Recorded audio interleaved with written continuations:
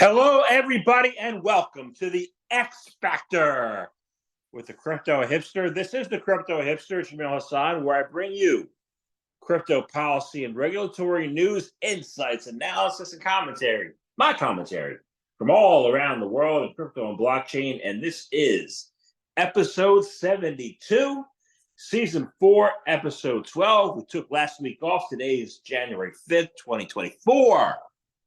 And I hope everybody had a wonderful Christmas, Kwanzaa, Hanukkah, New Year.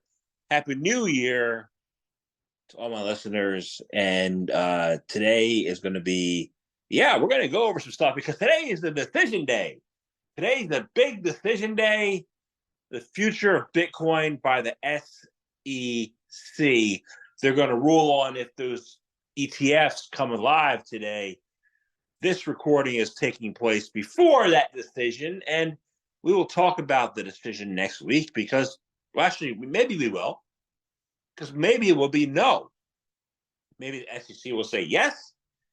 You guys all can have your spot Bitcoin ETF, BlackRock, Fidelity, all of you, Van Eck, all you guys, or they could say what they've been saying all along is we need more time. You know, how much time does it take? Apparently, the end of eternity is coming. It doesn't take eternity, but we'll see. What's your prediction? Let me know your thoughts. This is going to be a good one. This is going to be a good day. I'm getting you news in beforehand, before everything explodes, implodes. I don't know what it's going to do. Implode, whatever word has plode in it. It's going to be your day. It's your day. It's your day. But today, right now, is my morning, and I want to talk about somebody who I don't talk about too much on this show because he is one excellent debater.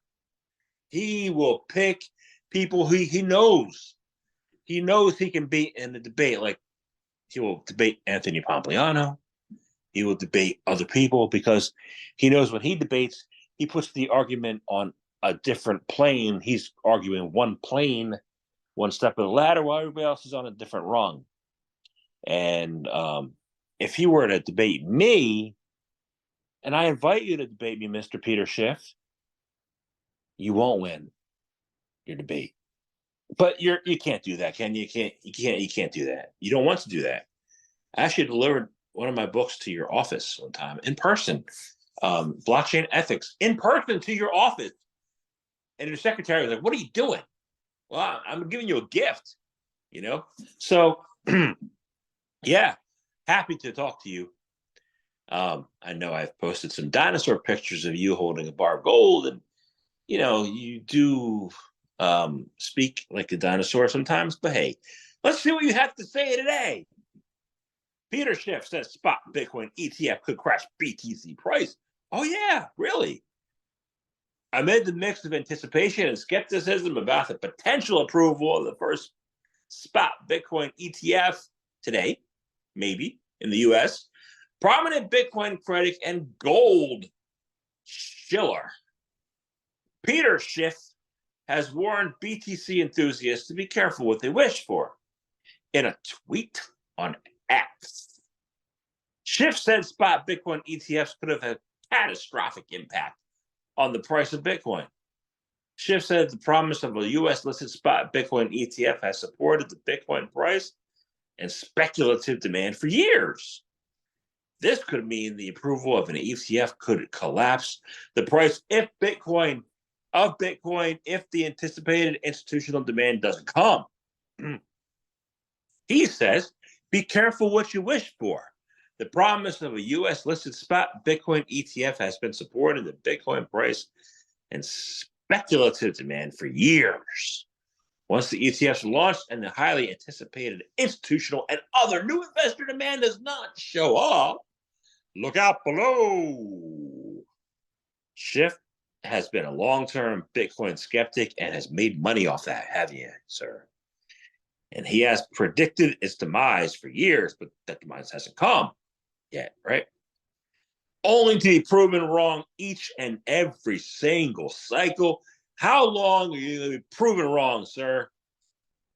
Continuously, he received a barrage of responses from his tweet from big TC proponents who reminded him that just as gold ETFs didn't hamper real gold's demand, a spot Bitcoin ETF would only add impetus to the BTC market. Now, let me know your thoughts. What do you think is going to happen when, if when the ETF gets approved by the SEC? And is it going to be today? And what's going to happen? My prediction is you're not going to really see price surge until after Bitcoin's halving in the end of April. That's not necessarily going to spike. Right? It might be a little jump, then pull back after Bitcoin halves. Then we're going to see it, an increase, and you're going to go into a bull market after the halving. That's my thoughts. Could be wrong. Usually am. Sometimes I'm right. Sometimes. After the fact, hey, so I'm not a king speculator, but I do know how to move and maneuver once the market hits. So what are your thoughts? What do you think is going to happen? And should Peter Schiff debate me? And why would he want to? And why should he? Because maybe I built databases for 20 years and counting ledgers, and that's what a blockchain is. Maybe. So we'll see. Now we're talking about somebody else. Because this person, makes a lot of sense when he speaks. I've heard him at conferences. He writes articles out there, puts it out there. His name is Samson Mao. And what does Samson Mao have to say? Some issuers of potential spot Bitcoin exchange-traded funds will eventually have to disclose the on-chain addresses for the underlying Bitcoin to compete with other issuers. And they're calling him an industry activist. That's a good title for Samson. Disclosure of verifiable on-chain proof showing Bitcoin reserves would be the best option for spot Bitcoin ETF issuers to ensure their holdings, according to Samson. But none of the existing 14 applicants have been working to provide on-chain proofs. Mao said in an interview with Cointelegraph. That's December 28, but it came out this week, so I'm talking about it this week. Some crypto observers have been skeptical about the underlying holdings of a spot Bitcoin ETF, with certain executives even suggesting that a spot Bitcoin ETF could potentially create millions of unbacked BTC. I'm going to diverge from his thoughts here. Experts like Bloomberg ETF analyst Eric Balchunas, for some reason this guy's an expert all of a sudden, responded that holding actual Bitcoin would be in the best interest of ETF issuers because not doing so could mean they lose reputation and trust. According to Valkyrie co-founder and CEO Leo Wald, investors will be able to verify whether issuers of a spot Bitcoin ETF actually hold Bitcoin by looking at regular publicly available records from the ETF provider. In theory, he says, it should be no different than verifying an equity ETF holds shares of the equity names it claims to invest in via the fund holdings. Okay, so hold on, wait a second. How many Bitcoin chains, ask you, how many Bitcoin chains out there are there? There's not just Bitcoin and Bitcoin Cash. There's not just BSV. There's Bitcoin Gold. There's about 20 forks of Bitcoin. They're out there, And if you go to CoinGecko, you go to other listings that show you what the Bitcoin options are. Bitcoin can be forked. And there's no saying that these companies, the Bitcoin BlackRock, Fidelity, Vanguard, Grayscale, can't fork Bitcoin. So you could have all these different Bitcoin chains. You could have BlackRock Bitcoin. You could have Fidelity Bitcoin. You could have forks of the original Bitcoin blockchain, and they can go on their own separate ways, kind of like Ethereum and Ethereum Classic, kind of like, Luna Classic and Luna, whatever. You can fork blockchains. It's something you can do, and you can create a new chain going forward. There's no limitation that these companies cannot fork Bitcoin and create their own chain. But let me know your thoughts. Let me know what you think. I think that they're going to create their own proprietary chains by forking Bitcoin. And then what happens to the price? Are they all at 40,000? Or do some go to 0 or 1,500 or 500,000? What do they do? What happens to the original chain? That keeps going the way it goes, and that's based on the miners. There's a lot to think about here. There's a lot more than just, oh, okay, we're going to bring institutional money in and Bitcoin's going to be. No, they have plans, man. These companies have plans. They're not thinking in a box. They're not thinking in a little tiny box. They're thinking. What do you think they're thinking? Let me know what you think. All right. So I love everybody's opinion. Opinions are important. Okay. But non-technology people having opinions about technology requires you to do your due diligence and not just assume that they're experts. You have to look at what they know, what their expertise actually is, and a lot of people don't do that. You should. All right, let's move on to the US. Let's talk about opinions, because we're on the topic of opinions. Only 39% of financial advisors believe a Bitcoin ETF will be approved by 2024, according to a study by Bitwise, a survey. While many crypto holders anxiously await the approval of the spot Bitcoin ETF, in the US, one group of financial experts appears to be pessimistic about this prospect. Opinion. According to a survey from ETF issuer Bitwise published on January 4, which was yesterday, only 39% of US-based financial advisors believe a Bitcoin ETF will be approved this year. Because remember, by the way, in order to be a financial advisor, you have to pass the state insurance exams or the Series 7 or Series 63 or something like that, which doesn't test. I took a FINRA exam a year and a half ago that was crypto specific. I was the first 100 people to take that exam and pass it. I did. I was legally allowed to give advice. It lapsed. I had to retake the test. But I'm telling you, not every financial advisor knows the slightest thing about crypto. They don't. I would say that 30% number is balmy. It's high compared to the financial advisors who know a damn thing about crypto. But let's see. The survey asked financial advisors across the country several questions, which they don't know the answers to, with participants ranging from registered investment advisors, financial planners who want to sell you an annuity where you get 2% return, institutional investors, and wirehouse representatives. While participants were asked to select a time period when they expected a Bitcoin spot ETF to be approved, only 39% answers 2024. And you know what? They might be right, even though they're not knowledgeable. This contrasts with some experts who will expect the ETF to be approved by Jan 10, well, Jan 5, or Jan 10, or Jan 32nd. Oops. Despite this pessimism, most surveyed advisors do expect the Bitcoin ETF to be approved eventually. 22% stated that an approval would come in 2025, and 24% answered after 2025. Another 2% stated the approval would come in 2023, although this prediction didn't materialize. When added together, this implies that a full 87% believe that an ETF will be approved eventually. 12% answered never when asked this question. The survey also suggests that many advisors are eager to see an ETF approved, even if they don't think it will happen soon. Some participants said they wanted to buy a Bitcoin for themselves or their clients for the first time, because if you're not in it, you don't know we're in it. You got to be in it to win it. That's the old statement. You got to be in it to win it. But if you never bought a Bitcoin in your life, you don't know the first thing about what it feels like to own Bitcoin. You have no idea.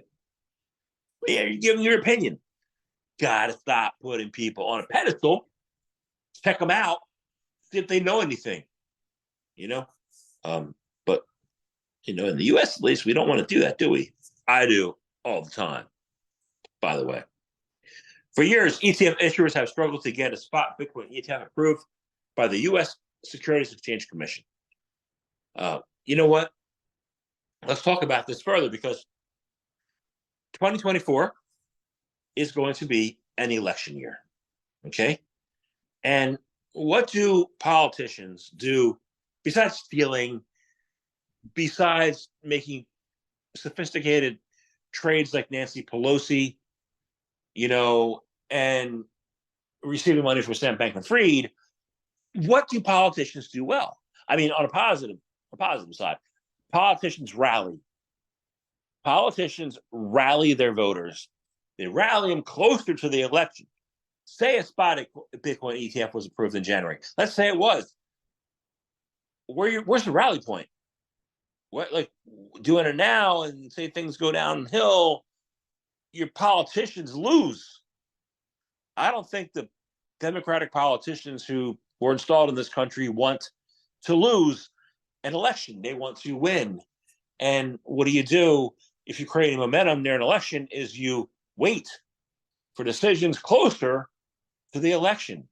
So my opinion is, yeah, it'll be approved in 2024, closer to the election than January, because if things fizzle and pizzle, you are off the schnizzle and out of DC.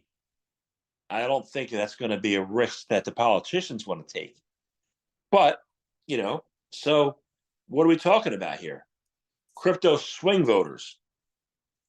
Crypto voters could provide key swing in 2024, according to a CCI poll. Okay? Crypto users planning to participate in the 24 elections in the U.S. could be a key swing vote block. I know I am. I'm not a block, but I'm a person who's a voter, and I'm going to vote for pro-crypto. With many races polling with tight margins, I am voting for whoever's pro-crypto. According to a poll released on January 2nd by the Crypto Council for Innovation, CCI, most crypto-focused individuals surveyed said a candidate's position on digital assets would be somewhat, very, or extremely important to their vote. Roughly 83% of people polled said they would prefer a candidate in the 2024 election who wants to write clear rules for cryptocurrency to promote growth in the industry. Mr. Biden, you are not that person. You picked Jerry Gensler, who's apparently not in there for people other than the bankers. That's just somebody on the outside of politics looking at it and saying what he thinks. I wish I was wrong. Wish so. Crypto voters are here to stay and are sending a clear message.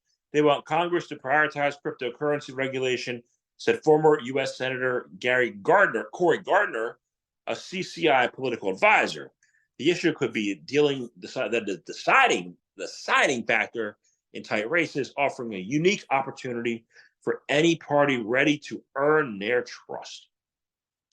The poll conducted December 2023 with 454 U.S. voters, 89% of whom said they viewed cryptocurrencies favorably, showed their primary issue when deciding on the next president and members of Congress was inflation and the cost of living at 31%. All right. So you guys have some work to do, politicians, and you have to make it favorable for the voters. And right now, it's not happening. But let's stay on this topic of spot Bitcoin ETF. It's a big deal. It's this week. Life changes for everybody this week. Hallelujah, Moses. I should not, but Grayscale and VanEck are the latest to register with exchanges for spot Bitcoin shares. While waiting a decision from the U.S. Securities and Exchange Commission, which may never come, asset managers Grayscale Investments and VanEck have filed notices with the financial regulator indicating they intend to register shares of a spot Bitcoin ETF on the stock exchanges. On filings with the SEC, the VanEck Bitcoin Trust and Grayscale Bitcoin Trust used Form 8-A to register their shares as securities listed on the CBOE BZX Exchange and New York Stock Exchange, ARCA, respectively. The filings, part of registering an ETF with the SEC, followed a similar registration from the Fidelity Wise Origin Bitcoin Fund on Wednesday. Multiple spot Bitcoin investment vehicle applications are in the SEC's pipeline. We know that. with many in the space expecting the commission to decide, yeah, whatever. The Form A-A, while forward move for registering ETFs does not necessarily suggest the SEC will approve the listings. Okay? Yeah, we know that. So, good luck to everybody this week or next week or whenever week it is. Let's talk about something else in the U.S., the IRS. Crypto community sings unhappy tune on stupid. Yep, it is. IRS reporting requirement. Community members have expressed their frustration through social media posts and a song over new rules that require crypto users to report transactions worth more than $10,000 to the U.S. IRS. Well, since nobody sent me more than $10,000 in 7 years, I don't have to worry, but other people do. The new crypto tax reporting obligations for U.S. citizens came into effect this year, January 1st. The rules oblige crypto brokers to send personal data to the IRS for transactions over $10,000. I don't got to worry. This includes the sender's name, address, and social security number. The law also set a deadline of 15 days to complete the report. 15 days. It's 2 weeks, 1 day. However, requirements such as this may be challenging to meet due to the nature of on-chain transactions. According to Coin Center Executive Director Jerry Brito, he said many users will find it difficult to comply as they could risk being found guilty of a felony. Felony. If you don't report it, it's a felony. That's just wild, crazy stuff. Apart from Brito, members of the community were frustrated with the law. Adriana Feria called the law stupid. That's right. And the officials that created it, idiotic. True. In a post on Twitter, Perry said the IRS should be told that transactions are push only and cannot be rejected by the receiver. That's right. True. If anybody wants to send me $10,000, I'll gladly give you my social. The community members stress that there is no such thing as accepting a crypto payment. As an example, Ferry said anyone can send the U.S. Commissioner of IRS of Internal Revenue, Daniel Warfel, $10,000 in crypto, and he would inevitably become a felon. If you want to send me $10,000 in Bitcoin or anything else, I will gladly give you my social security number. Okay. Ryan Adams, founder of investment from firm Mythos Capital, and author of the popular DeFi newsletter Bankless.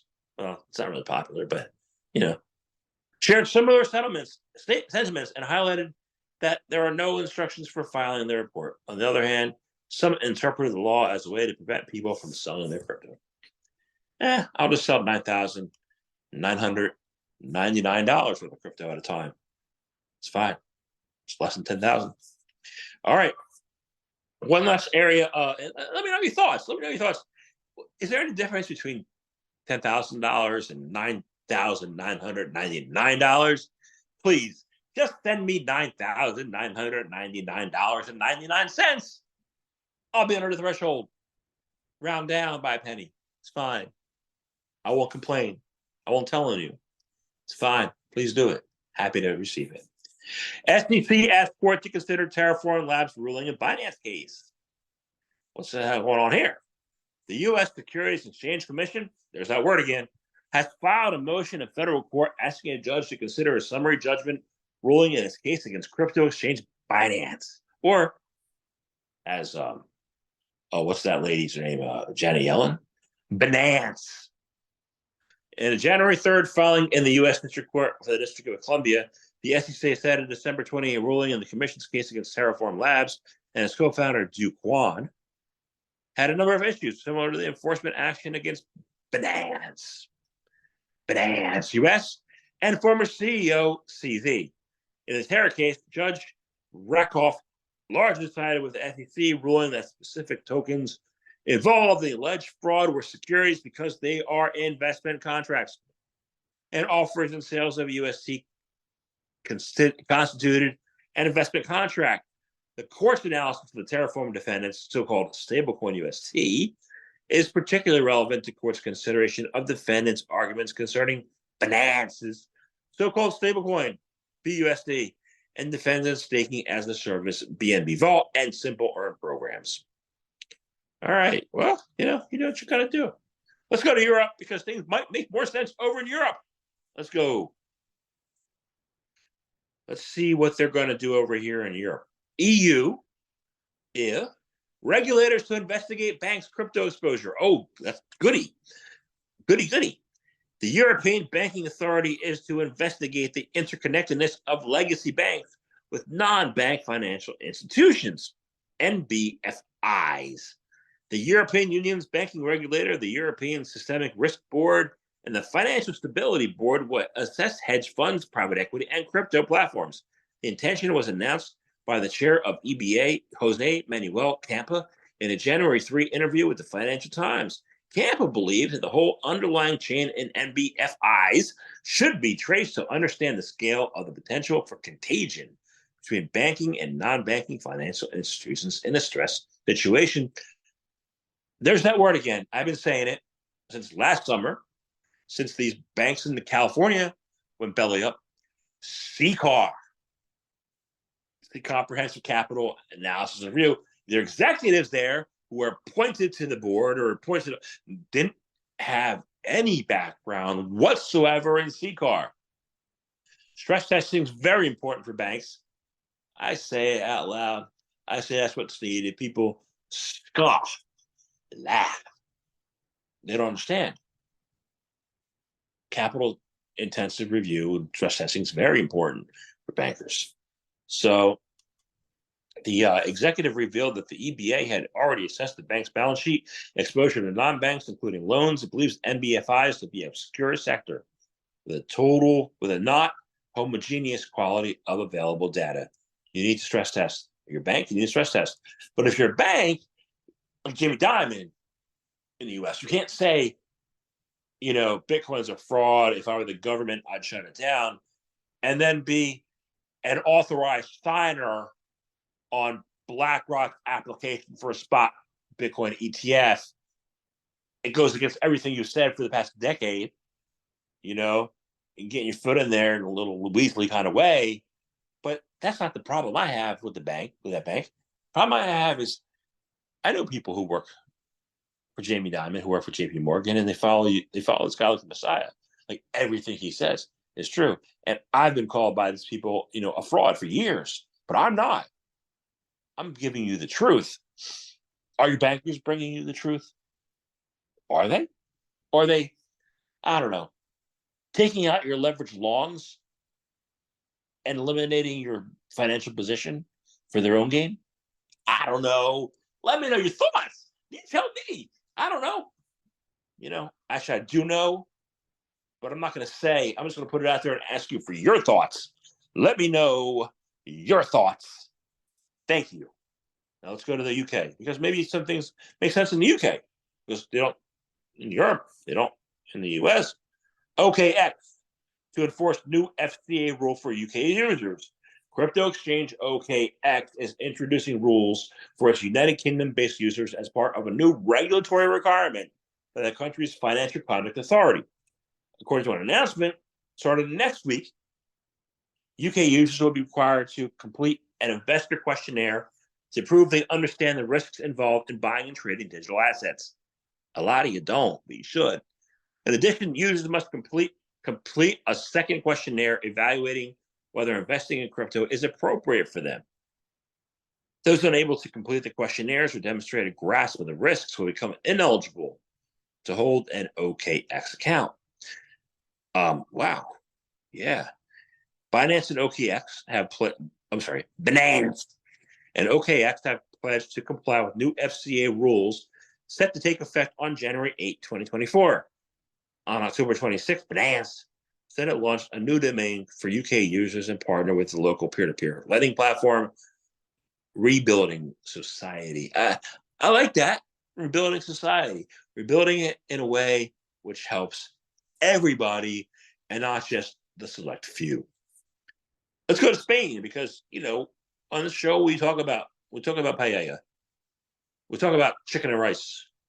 We talk about bullfighting and all this really, really cool stuff. Sika Bank, Abanca, and Adhara blockchain have been chosen from the 24 applicants received over the past year for CBDC testing. Spain's central bank, Banco de España, has chosen its collaborators a year after publishing an open call for partners to participate in central bank digital currency tests. On January 3rd, the central bank published a resolution announcing its partnership with Seika Bank, Abanca, and Ahera blockchain. The pilot of the wholesale CBDC will take place in the next 6 months and will feature the simulation of the processing and settlement of interbank payments with a single tokenized wholesale CBDC and by exchanging several wholesale CBDCs issued by different central banks. In another part of the experiment conducted by the help of the Seika Bank, a banking consortium, the wholesale CBDC will be used to settle a simulated tokenized bond. Sounds good to me. Let me know your thoughts. That's Europe. Things make a little bit more sense. Let's go to Asia. Does anything make sense in Asia? Let's see. Oh, Taiwanese crypto exchange founder arrested for fraud. That makes sense. Being arrested for fraud makes sense. Authorities in Taiwan have reportedly arrested David Pan. Not David Pot, not David Skittle, not David Kettle. David Pan, the founder of Ace Exchange, for allegedly committing fraud using cryptocurrencies. According to a report from the Liberty Times, the Taipei City Police arrested Pan and 14 other fellow raids on several locations, including Ace's headquarters. The authorities reportedly alleged that individuals earned roughly 200 million Taiwanese dollars, 6.4 million US, at the time, in illegal gains by deceiving investors with false crypto claims. In a January 4th statement on X, Ace said any alleged illegal actions were on the token project side and did not affect the exchange's operations.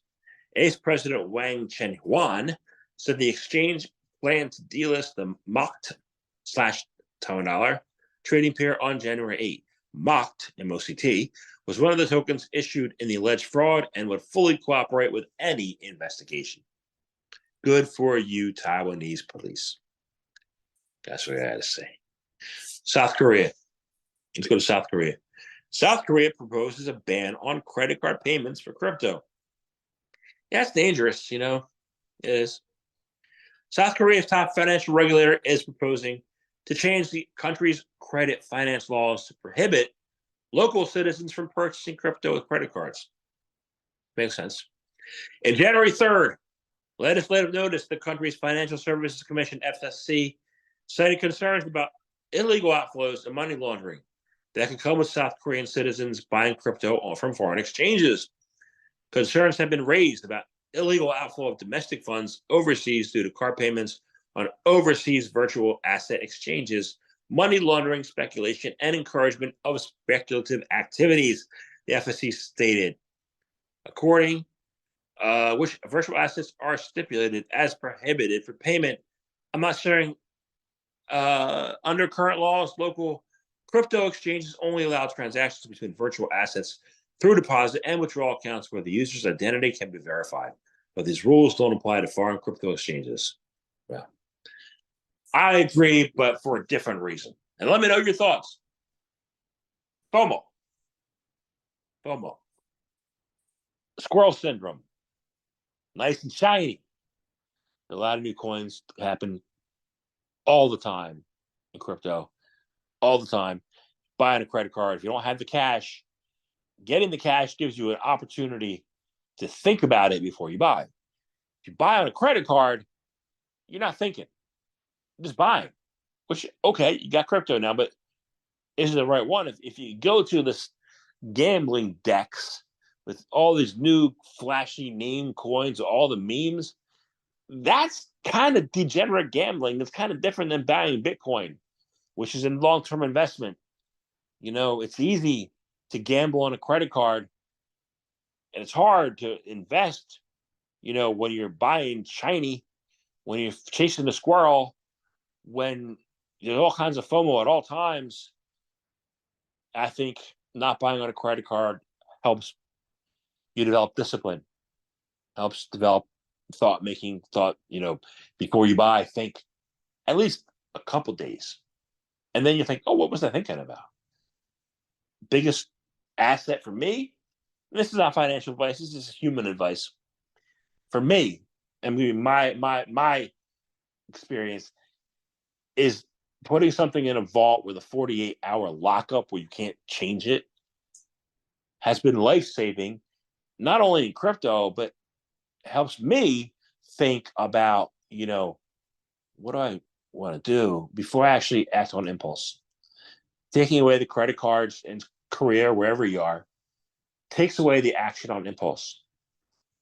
That's one thing that needs to happen for the people to take the industry seriously and move things forward is remove the risk of impulse. So I agree with South Korea in this case, but you might not. And, that's okay too. But let me know your thoughts on the importance of the removal of acting on impulse to move the industry forward. No one asks you that. Everybody's hyping their show coin, shilling the hype coin. Buy this, buy this, buy this. Well, why? Everything I have in my portfolio, I can give you a good detailed reason why I have invested in that coin and why it's part of my portfolio and part of my mandate, but not everybody can. So let me know your thoughts. Hey, let's go to Indonesia. Indonesian police shut down 10 Bitcoin mining operations. Indonesian police authorities have reportedly closed down 10 Bitcoin mining operations, accusing the organizers of electricity theft amounting to nearly $1 million.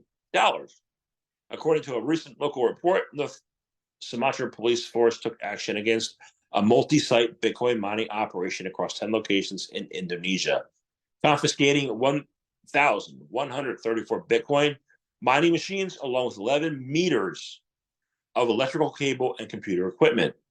The chief of North Sumatra Police, Ergen Agung Setia Imam Effendi, wow, you got a long name, man, alleged that the organizers of the operation had tampered with electrical circuits to power the substantial number of Bitcoin mining machines.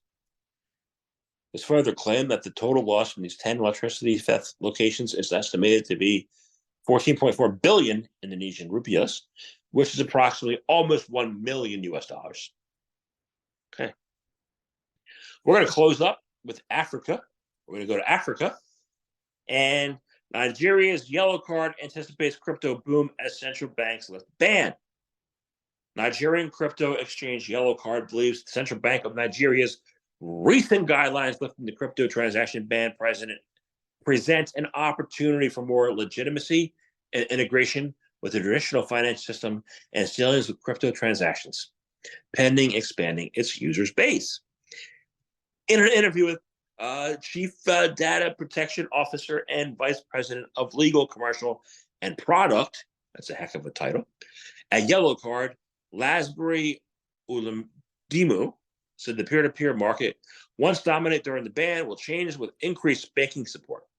This shift may foster competition and innovation in the Nigeria crypto space. Oludimo confirmed that this exchange believes cryptocurrency usage will spike in Nigeria in 2024 due to the CBN's new guidelines and the lifting of the ban on crypto transactions. She said this directive would ensure and facilitate a more structured and regulated environment for crypto transactions. The Yellow Card executive said the re-entry of banks would introduce increased competition and enhance transaction efficiency, which isn't bad for the ecosystem. Oludimo emphasized the CBN guidelines could encourage collaboration with traditional financial institutions to explore opportunities within the crypto space, paving the way for greater integration and cooperation between traditional finance and digital assets. And one mark of news, 2024. I wish everybody a happy new year. One of the things that we're going to do in this new year is we're going to sponsor the Litecoin Summit.